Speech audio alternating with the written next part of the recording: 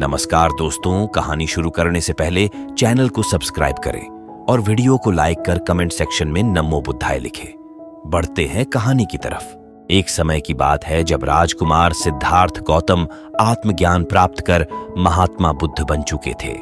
बुद्ध बनने से पहले राजकुमार सिद्धार्थ गौतम ने उन्हें वापस लेने आए मंत्री के हाथों अपने पिता राजा शुद्धोधन को ये वचन दिया था कि जब वो बुद्धत्व को प्राप्त हो जाएंगे तब वो एक बार अपने राज्य यानी शाक्य के गणराज्य की राजधानी कपिलवस्तु में वापस जरूर जाएंगे। अब क्योंकि राजकुमार सिद्धार्थ गौतम बुद्धत्व को प्राप्त हो चुके थे, इसलिए उन्होंने अपने पिता से किया वादा भी निभाना था। बुद्ध बनने के कुछ महीनों पश्चात एक दिन महात्मा बुद्ध अपने कुछ शिष्यों के साथ राज्य की राजधानी कपिलवस्तु में आए। ये खबर चारों तरफ फैल गई कि राजकुमार सिद्धार्थ गौतम अपने कपिलवस्तु में वापस आए हैं। प्रजा के बीच खुशी का माहौल था। प्रजा ने उनके महल जाने के रास्ते में फूलों की बारिश कर रहे थे। इस खबर से सारी प्रजा बहुत उत्साहित थी।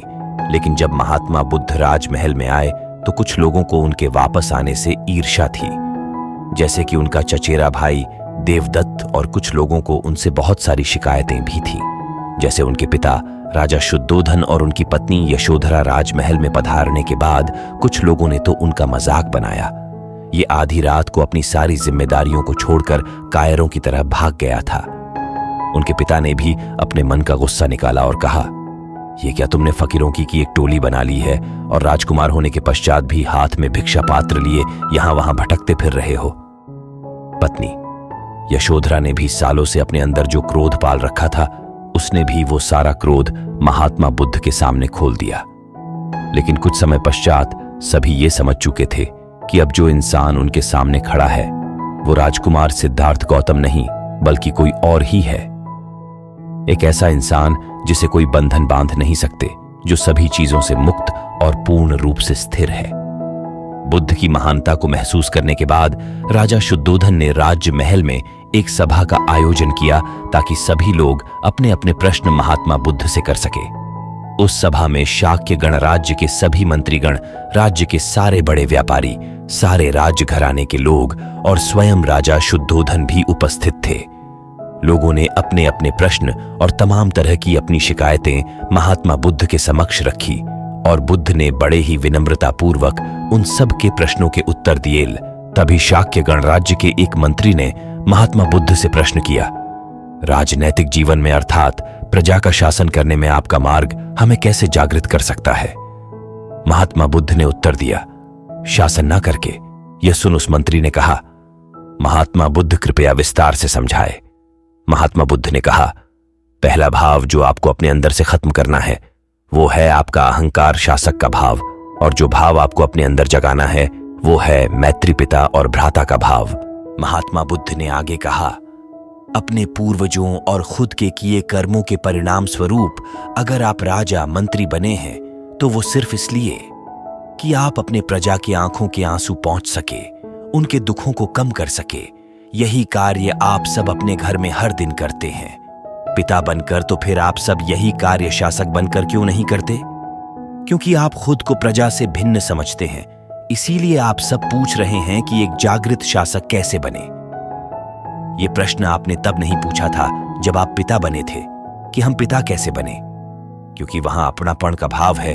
तो इसी भाव को और विस्तृत करें कि सभी अपने हैं, सभी के दुख अपने हैं। सबको न्याय और खुशी देने का ये जो अधिकार आप सबको प्राप्त हुआ है, इसे व्यर्थ न जाने दे। शारीरिक रोगों और मानसिक दुखों से तो हर इंसान पीड़ित है, पर आप सामाजिक न्याय देकर उनके जीवन को सुख में तो बना सकते हैं। अपने प्रश्न का ऐसा उत्तर सुन वह मंत्री कहता है, मैं इस पल को कभी भूल नहीं सकता क्योंकि आपने मुझे जगाया है। इसके बाद सारा राज्य दरबार महात्मा बुद्ध की जय के नारों से गूंजने लगता है। नारों की गूंज शांत होने के बाद एक दूसरा मंत्री खड़ा होकर महात्मा बुद्ध से कहता है, आप स्वयं राज्य के महाराज बनकर हमारा नेतृत्व करें तो जन जन का कल्याण होगा, महात्मा बुद्ध। इसके बाद राज्य का एक बड़ा व्यापारी खड़ा होकर कहता है, हाँ, अब राज्य के महाराज बनकर हमें धन्य करे महात्मा बुद्ध। इसके बाद सारे राज्य दरबार में से ये आवाजें उठने लगती हैं कि आप महाराज बने तो राज्य की वृद्धि होगी, आप हमारा नेतृत्व करें, आप हमारे राजा बने। इस तरह की बातों की आवाज से सारा राज दरबार गूंज उठता है। ये देख राजा शुद्धोधन अपने सिंहासन से उठ खड़े होते हैं और कहते हैं, आप इस सिंहासन के योग्य हैं। मैं इसी क्षण आपको शाक्य गणतंत्र का महाराज घोषित करता हूं।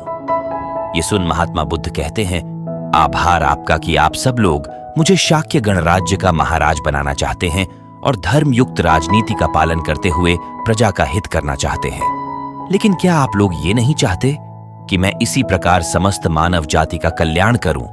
यदि मैं शाक्य के गणतंत्र का महाराज बना तो मैं सिर्फ शाक्य के गणतंत्र तक ही सीमित रह जाऊंगा, परंतु अब समस्त मानव जाति मेरी है। मैं समस्त मानव जाति का हूं। मैं हर राजा, हर सम्राट से मिलूंगा, उन्हें धर्म के मार्ग का पालन करते हुए राजनीति करने को कहूंगा। इसके बाद महात्मा बुद्ध राजा शुद्धोधन से कहते हैं, अब मुझे आज्ञा दे। पिताश्री और फिर शुद्धोधन की आज्ञा लेकर महात्मा बुद्ध राजमहल से बाहर निकल जाते हैं। उनके राजमहल के बाहर निकलने के साथ ही सारा वातावरण महात्मा बुद्ध की जय, शाक्य मुनि की जय के नारों से गूंज उठता है। दोस्तों, एक चीज जो हम इस कहानी से अपने साथ लेकर जा सकते हैं वो ये है कि हम एक अच्छा लीडर, एक अच्छा नेतृत्वकर्ता कैसे बन सकते हैं। जैसे कि महात्मा बुद्ध ने कहा कि हमें एक अच्छा माता, पिता या भाई बनने से पहले ये सब बनने की कोशिश नहीं करनी पड़ती, क्योंकि वहां अपनेपन का भाव होता है, स्वार्थ की एक सीमा होती है। हम एक दूसरे के दुखों को अपना दुख समझते हैं, दूसरों की भावनाओं को समझने की कोशिश करते हैं और इसलिए हम एक अच्छे माता, पिता और भाई बहन बन पाते हैं। ठीक इसी तरह अगर हमें एक अच्छा लीडर बनना है तो हमें हमारे लोगों के प्रति अपनत्व का भाव रखना पड़ेगा। अपने स्वार्थ से पहले सामने वाले की जरूरत को महत्व देना होगा। लोगों की भावनाओं और उनकी परेशानियों को समझना पड़ेगा। खुद को उनसे भिन्न नहीं बल्कि उन्हीं में से एक मानना पड़ेगा। तब जाकर लोग अपने लीडर पर भरोसा करते हैं और उनके लिए कुछ भी करने के लिए तैयार रहते हैं। हमारे देश में छत्रपति शिवाजी महाराज, छत्रपति संभाजी महाराज, महात्मा फुले, डॉक्टर बाबा साहेब भीमराव आंबेडकर, गुरु गोविंद सिंह जी, APJ अब्दुल कलाम सर इत्यादि को एक आदर्श लीडर के रूप में देखा जाता है और इसका कारण है इन सब के भीतर लीडरशिप के मूलभूत गुणों का मौजूद होना है, जैसे कि करुणा, सहायता के लिए हमेशा तैयार रहना, निडरता, रिस्क लेने की क्षमता इत्यादि। सभी गुणों में लीडरशिप के लिए दो सबसे प्रमुख गुण हैं, पहला करुणा और दूसरा रिस्क लेने की क्षमता। इन दो गुणों के बाद बाकी गुण अपने आप ही आ जाते हैं। एक महान लीडर अच्छे दिनों में सबसे पीछे खड़ा होता है और बुरे दिनों में सबसे आगे। वो कभी भी सफलता का सारा श्रेय खुद नहीं लेता बल्कि उसे उसके सही हकदार तक पहुंचने देता है। अच्छा लीडर कभी भी सार्वजनिक रूप से किसी की बुराई या उसे जलील नहीं करता, बल्कि अकेले में उसे उसकी गलतियां बताता है और किसी के अच्छे काम को सार्वजनिक रूप से सबके सामने कहता है। अच्छा लीडर किसी को उसकी कमियां बताने से पहले उसे उसकी अच्छाइयां बताता है। महात्मा बुद्ध के उपदेशों से आपके जीवन में सकारात्मक बदलाव आते हैं और इससे आपका जीवन बदल जाता है। यही कारण है कि बुद्ध के विचारों को सुखी जीवन का सूत्र कहा जाता है। तो दोस्तों, कैसी लगी ये कहानी आपको कमेंट सेक्शन में जरूर बताना और अच्छी लगी हो तो इस चैनल को सब्सक्राइब करके नोटिफिकेशन बेल को जरूर प्रेस कर देना। तो मिलते हैं अगली कहानी में, तब तक के लिए अपना ख्याल रखें।